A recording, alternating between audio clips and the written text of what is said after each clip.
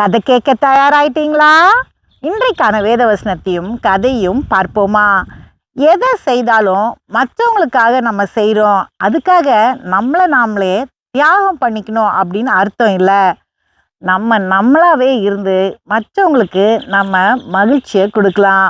அதுக்குன்னு நம்ம சந்தோஷத்துக்காக மற்றவங்களை கஷ்டப்படுத்தணும் அப்படின்னு இல்லை. ஆனால் அவங்களுக்கு நம்ம ஒரு மகிழ்ச்சியை கொடுக்கலாம்.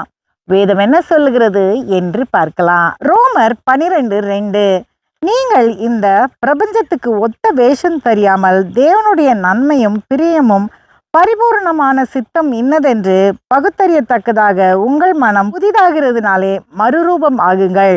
பார்த்தீங்களா வேதம் என்ன சொல்லுதுன்னு? நம்ம இந்த உலகத்துக்கு ஒத்த வேஷம் தரிக்க கூடாதான்.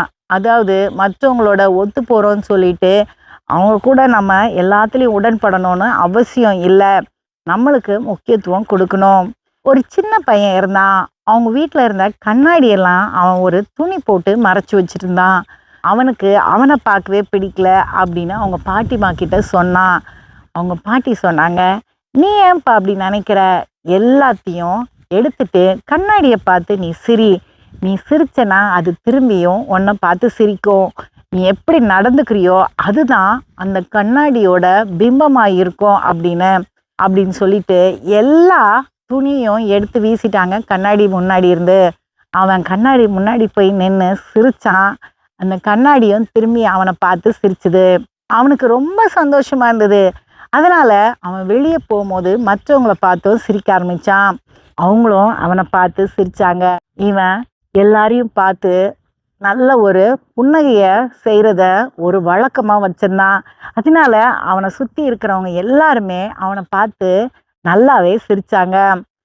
ஒரு நாள் அவன் கண்ணாடி முன்னாடி போய் நிற்கும் போது அந்த கண்ணாடியில் எதுவுமே தெரியல, வெறும் கண்ணாடியாக இருந்தது. அப்போ இவனுக்கு பயமாயிடுச்சு. ஓடி போய் அவங்க பாட்டிக்கிட்ட கேட்டான், பாட்டிமா என்னாச்சுன்னு தெரியல, எதுவுமே தெரியல அந்த கண்ணாடியில் அப்படின்னு. அப்போ அந்த பாட்டி சொன்னாங்க, நீ ஒன்றை மாற்றிக்கிட்டு வர, மற்றவங்களுக்காக சிரிக்க ஆரம்பிச்சிட்ட, அதனால உன்னுடைய உண்மையான பிம்பத்தை அந்த கண்ணாடியால் காட்ட முடியல அப்படின்னு. அவன் கொஞ்சம் யோசித்து அந்த கண்ணாடி முன்னாடி போய் அதை பார்த்து ஒரு புன்னகை செய்தான்.